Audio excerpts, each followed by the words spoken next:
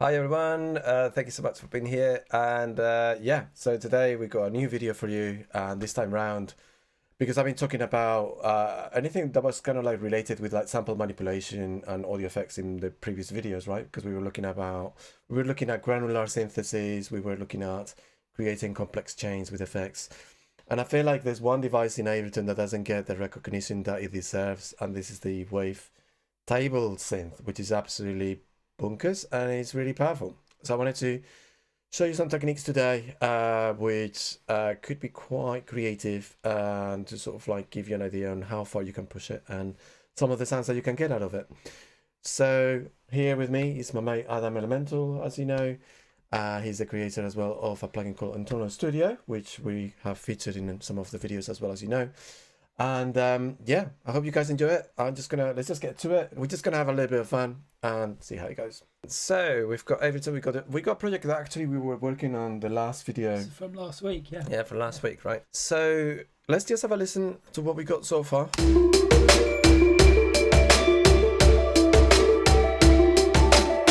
That's cool. So we had some flavour on the drums with some crazy audio effect racks that we were exploring, which sounds cool. And then we got here, we got Internal, and it's just adding here. We actually use one of the synth voices, which is great. And we just added like audio effect rack just to add some flavour to it. So what we're gonna be doing today, let's explore Wavetable as a means to maybe add kind of like a bass that works with this. Because we're using Internal, and I think we should actually keep it in key with the melodies that we got here, and we can actually play a bass line with it, right? We're gonna use the MIDI effect. Yeah, because is this gonna go to Wavetable? Yeah. Yeah, cool. Yeah. Because Wavetable cannot be wrapped inside Internal. That's right. All right, so let's have a look at what we had in here. So we got the Olympus Pentatonic +7. Cool. No worries at all. That's all right. In the user, check the user column. Oh, that was the +7. Sorry. Yes. There we go. Cool. Amazing. So the way to make it work is we're gonna go over to another MIDI channel, and we're gonna add Wavetable in there. So the notes that we play are gonna work with Wavetable. So we're gonna make sure that we're gonna grab the input from Internal Studio, which is there. Monitor input in, and we're just going to use that to play. Let's have a look. No, there we go. There, that's it. That sounds like it's going through Internal now. Yeah. So going back, so we got Wavetable here, and we got the beat. Let's make a bass sound. We might actually just do just to make things easier for ourselves. We're just gonna draw a note and something low, right? Oh, that's pretty low. I don't know. Let's start with that. Let's see what we can get out of that. I'm just gonna put like the one note that's literally playing on that, right? Like one note bass line. One note bass line to start with. Yeah, that's like, unless you got subs on, you're not going to be able to hear this. Oh no, that's true, right? Hold on. Let's just unless we put some harmonics into it. Yeah, let's explore that. So first things first, just gonna close Internal. Yeah, so let's just stop the beat. Right, so that's quite low, but we can, as you can see here, this is one of the things about Wavetable synthesis, that we can switch between different waveforms at will, and you can see that we can go from something that's like a pure sine to something that looks a bit like a triangle wave to sawtooth and square. So this is really cool because, you know, we can add more harmonics. I think we'd start with that, right? But the thing that can be really interesting is obviously because we're playing with wavetables, we can apply movement to this, so we can switch between different wave shapes, and we can, for example, go over to the LFO here, and this LFO can be mapped to the wavetable parameter here, or the wavetable position parameter. So we can go to the matrix, and you will see automatically, if I click on that, it's going to appear, and we can set the LFO1 to control the position. Right, we can make it more subtle. Alright, so we can have that. Right? Yeah. there's another section here, which is a MIDI tab. That has to do with the notes that you play. So potentially you could have a sound that, depending on the note that you play, it changes the wave shape as well. Like if I play low, will be deep. And if I'm playing higher, it will change to one waveform or another waveform. So you can do chords that Can you do it the opposite way? So like the lower ones. Yeah, you could do negative values. Yeah, let's do that. Yeah, maybe make it a bit more subtle, but yeah. I like so that. let's do a little bit less. And then maybe we can change the default down. We change the default down. Yes, we can do that as well. Yeah. Yeah, I like that. That's cool. So Yeah. that's something that maybe not that many people know about, is the fact that you could potentially change the sound based on the note that you're playing, which, I don't know, if you do a chord, we got all these interesting tonalities to it. In fact, if I turn off the LFO that we had here, you see, if you go low, you go this square. And then if you go higher, you got the sine.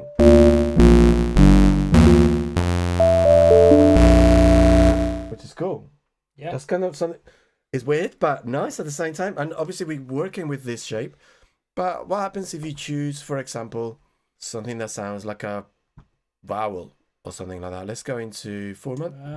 Okay. For example, right? Just different wave tables. Yeah. So different wave tables, for example, you could have.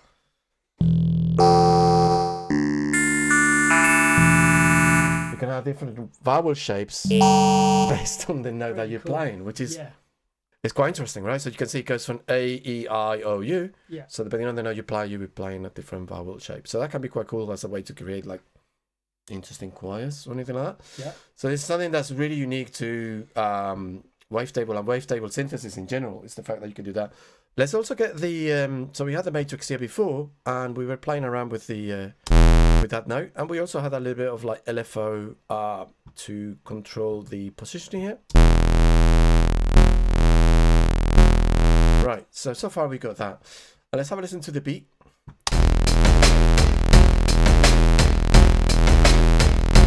Sounds already cool. Anyway, I quite like it. Maybe let's make it a bit more subtle. The LFO. Yeah, let's go a little bit. Maybe go to the MIDI here, make it less squarey, right? Yeah, that's better. That sounds cool. Right, because as you guys know, we love bass sounds and we love bass sounds with movement. I'm going to make that monophonic anyway because it's just a one bass note. So, I don't know. Yeah. So avoid overlapping. Not that we're going to get any overlapping with just one bass sound. No. You know, you get the idea. Yeah. What else can we do with this? Well, this is when Wavetable then goes absolutely bonkers. And it's the fact that we can add FM modulation if you want it onto the sound. So we got all these different modes. Classic mode basically means that you can do pulse width. Yeah. In all fairness, pulse width, I use it, but sometimes I just feel like this, obviously it thins out the sound, so it might not work so well for something like a bass. It sounds a bit too thin. We can do for an effect. For an effect could be good. It's almost like a high pass filter. It's a bit, yeah. Effect, isn't it? Yeah, because you thin it, but yeah, it sounds a bit like a high pass. Sync is obviously going to give us like a much more sort of higher in pitch, which could be quite cool. Yeah. But the one I want to explore is the FM. So FM here, this is the tune, and this is the amount of FM. So this is one thing that's going to get really interesting. So you can add, obviously, you can add inharmonic kind of FM depending on the ratio that you select here. Yes. Right, on the percentage. Let's just add the harmonic for now. Let's just go maybe to 50%.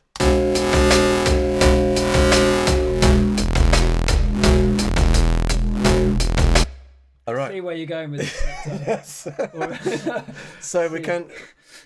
So you're already seeing that we're changing the sound massively, and at the moment I'm just playing with the basic, shapes, simply because when we apply effect onto a sound, it adds a lot of complexity. So if I were to use any of the other ones, so you want to start with something simple, to add the complexity on top of it. Yeah, because otherwise, if you, I mean, you've got all these really complex waveforms, but if you take something that's already like mega complex and you add a FM, you just go from like something that's complex to something that gets close to noise. Yeah. The more FM you add onto something, the closer to noise it's going to be, and eventually you just be like, well, doesn't quite work. But with something basic like this, these are the basic shapes that we've got. When you apply FM, it's okay. You can hear it, and it doesn't take over too much. The beautiful thing about this as well is the fact that we got multiple modulation sources. So we got a choice of, we're already using LFO1, but we could go over to LFO2 and set modulation here to the amount of FM if we want it, just by clicking on it. Go into the matrix and it's already selected, which is really handy. And then we could just play around with it. And let's bring the amount in so we can actually hear the FM adding some flavor.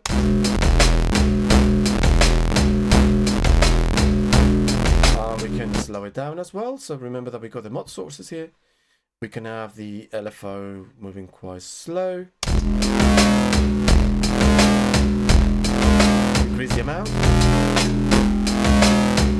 And the amount here, we can just lower it, so it's very, very subtle.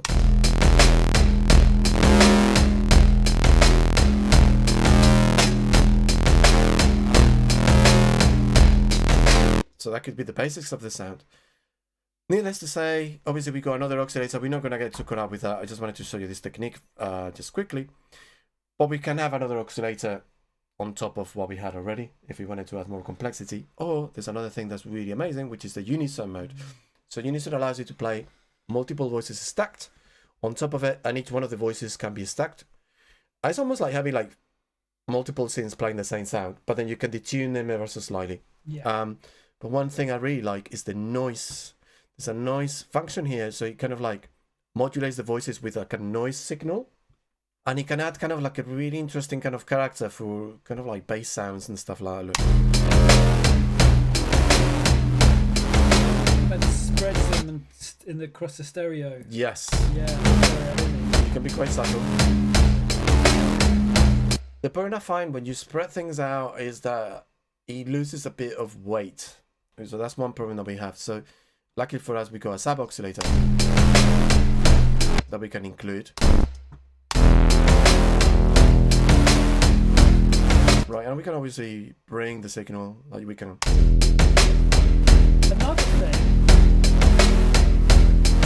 Another way, instead of using the sub oscillator, which is kind of like it's like a classic synth, it reminds me of when I've played with an SH101 that's got a sub oscillator.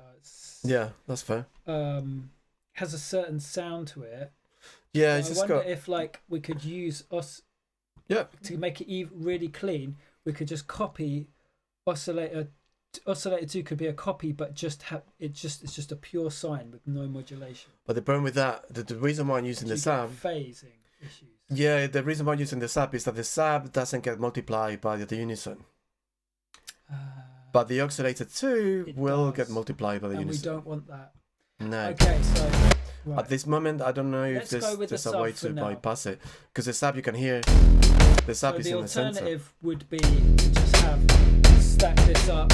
Yeah. In a device. Yeah, probably you would have to stack it with like it could even be an operator or some you could have two wavetables stuck inside an instrument rack, and one of them will have like unison voices, the other one would not have unison voices. That would be the best way. But for now, if it's just the one patch, simple, that's the reason why we use the sub, because the sub is not affected by the unison voices. So you still get this kind of center image to the sound, if that makes sense, right? Got it. So we can do this. Right. And if we turn on this off, you can hear the sound. In all fairness, I tend not to use the filter too much, because I feel like there's already quite a lot of... You can get quite a lot of movement out of this. You can even play around with the tuning here. To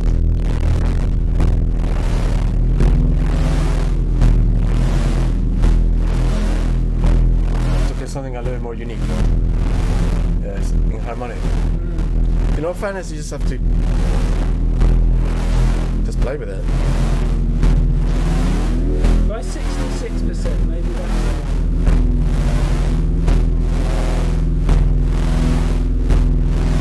It's also Sort of. 80% sounds good. It does. I like that a lot, actually. I really like that. It's got Yeah, let's keep that. And now let's have the ultimate movement. So we already got movement. There's another level. There's another level of movement if you want to have sounds with like crazy amounts of movement. There's a hidden thing here which is really, really cool. So you see that we already used both LFOs, so we are kind of a little bit... We can't really use another LFO because we already use all the LFOs anyway. So if I wanted to have a different set of movement, I can use an envelope. But you're thinking, well, Hector, yeah, but the envelope is only going to allow you to have movement that starts and then it stops. But no, because we got an envelope that can be looped. Ah, nice. So which is like it's like an LFO where you can control the shape. Yeah, it is. Yeah, and it's similar to something that you get in a lot of modular synths, isn't it? When you get envelopes that can work as an LFO in a sense. Yeah. So what we can do here is we can say, cool, okay, let's modulate the volume maybe of the entire thing, if we want it, right? Okay. So the way to do it, just click on the volume, go to the matrix, and you can see, well, it's already there anyway. So the amp, and this is going to be controlled by the envelope 2, which is what we're using here. Right? So you start hearing that. If I speed up the decay, you can hear that. I mean, let's get rid of the release. I think I can see where you're going. I like it. It's like Blade Runner. Yeah, and then you can do like... You can get different rhythms, like polymeter, polyrhythmic sort of stuff. And then you can soften the attack as well. You can go...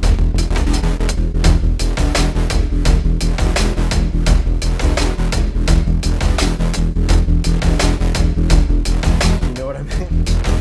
Yeah.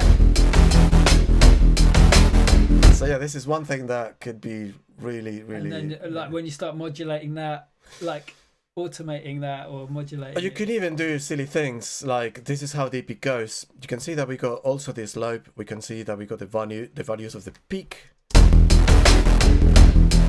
The initial can be affected, the final can be affected, so we can go like that. So it goes really deep. We can also affect the slopes of the attack, so that could give us an interesting kind of rhythmic. I mean, it's better actually if I turn the drum beat off so you can hear it. More choppy, softer. And the same thing can happen for the decay stage. So really, really cool. So anyway, this is as deep as you can go with something like Wavetable, and you can see that you can get fairly interesting results quite quickly. And I just wanted to give you like a slightly different point of view on it, right? So you can explore that. And we're only using one oscillator, and sometimes that's all you need. I think sometimes layering too many oscillators can make the sound lost, and it can smear out the sound.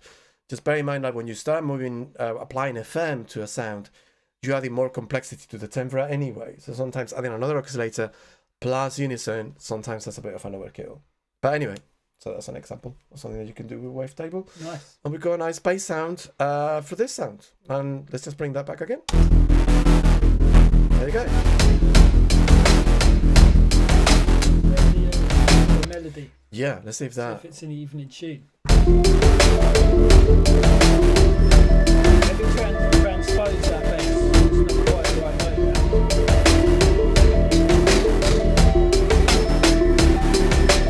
Oh, that's cool.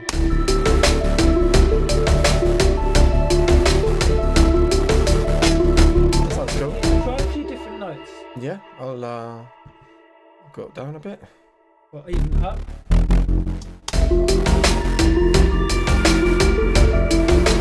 Up like this. Ooh, nice. I like that change. Going for it. Yes, nice. we are onto something, guys. I don't know. I think we are onto something. I think it sounds really cool when it goes from one, maybe like that. It should be It three needs to be times. Longer, twice as long, yeah.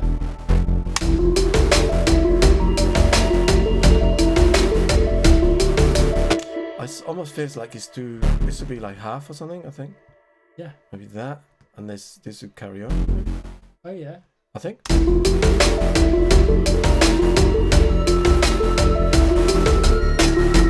It sounds weird, right? When I was doing it before, it sounded better. Maybe it's because we were doing like an entire, maybe I think 8 it's bars. Like yeah. Okay, let's do it like that. Like this. Let's sorry, I'll just. That's it. Do you want to take over? Yeah, I just want to try some other.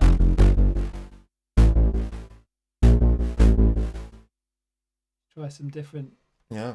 Notes.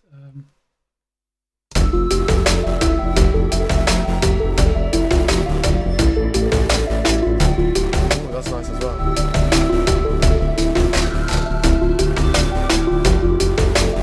I like that. Nice.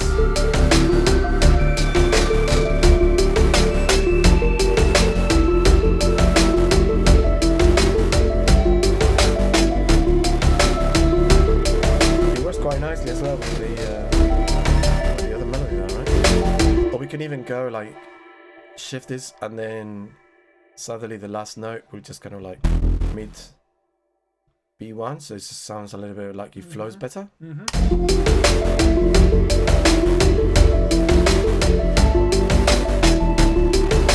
it's just more steps. There we can have another one going up. Yeah. This is something that they do a lot. It's like if you think of the Happy Birthday song, that's exactly how it goes. You don't have sudden jumps between semitones, it's just kind of jump. Let's hear that, how that sounds.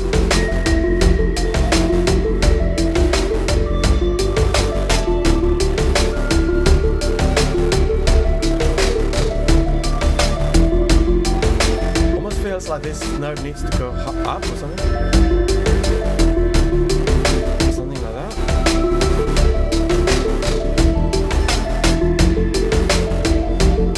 Maybe. So it kind of follows along.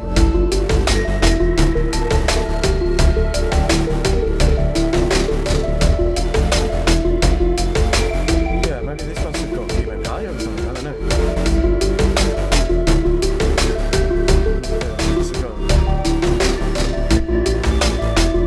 Yeah, that sounds more like it. And again, we can do the transitions.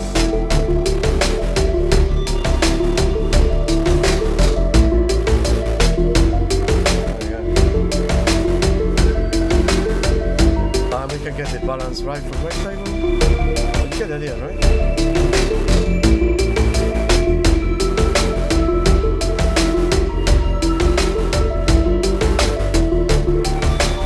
Yeah, it's nice.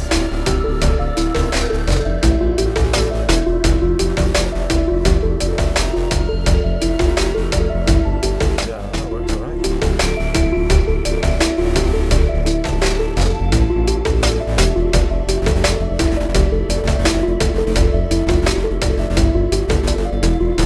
All I'm doing is like LFO2 controlling the time.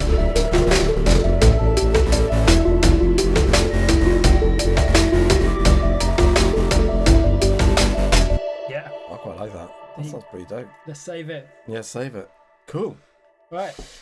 Awesome, guys. So you can see that was a little bit more free flowing this time round. We just explored and experimented, but I wanted to give you a different perspective on Wavetable and some of the things that you can do with it. And I reckon that from now on you might be using it a lot more often, right? Hopefully, I don't know. I think it's really powerful and it's really out there. But thanks so much, Adam, for being here. And yeah, I think we need to carry on with that track, I reckon. Yeah, and, next time let's load that next up time. again. Yeah, definitely. Sounds good. Cool. All right, guys. Well, thank you so much for watching, and yeah, remember to subscribe if you can. That'd be great.